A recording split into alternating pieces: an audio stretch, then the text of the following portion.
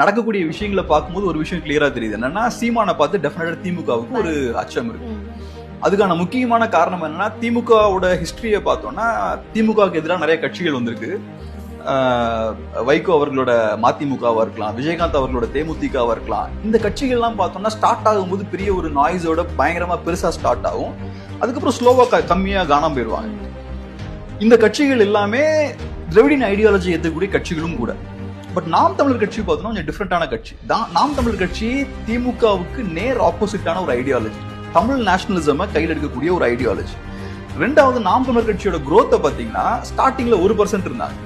1, 2, 4, 6 ஏறி இப்போ 8% வந்திருக்காங்க. ஸோ மற்ற கட்சிகள்லாம் மேல இருந்து கீழே வருவாங்க, இவங்க கீழே இருந்து மேல போய்கிட்டே இருக்காங்க. டிஎம்கேனால அவங்கள ஸ்டாப் பண்ண முடியல. ரெண்டாவது, அவங்களுக்கு ஐடியாலஜிக்கலா திராவிட ஐடியாலஜிக்கு ஆப்போசிட்டான இன்னொரு ஐடியாலஜியை முன்வைக்கிறாங்க. ஸோ திராவிட ஐடியாலஜியில் ரிப்ளேஸ் பண்ணக்கூடிய ஸ்ட்ரென்த்தும் அந்த கட்சி கிட்ட இருக்கு. ஸோ இது வந்து சீரியஸான ஒரு த்ரெட்டா தான் பார்ப்பாங்க. இப்ப பிஜேபிக்கும் அதே மாதிரி ஒரு ஐடியாலஜி இருக்கு. திராவிடின் ஐடியாலஜிக்கு மாற்றான ஒரு ஐடியா இருக்கு. ஆனா அந்த ஐடியாலஜி தமிழ்நாட்டில் ஒர்க் ஆகாது. பட் இவங்க கையில என்ன இருக்குன்னா தமிழ்நாட்டில் ஒர்க் ஆகக்கூடிய ஒரு ஐடியாலஜி இருக்கு. தமிழர் பண்பாடு, தமிழர் கலாச்சாரம், தமிழர்களோட உணவு முறை, தமிழர்களோட வரலாறு எல்லாத்தையும் எடுத்து அவங்க வந்து முன் வச்சு அவங்க பொலிட்டிக்ஸ் பண்றாங்க. ஸோ இது வந்து தமிழ்நாட்டில் திமுகவுக்கு ஒரு சீரியஸான த்ரெட்.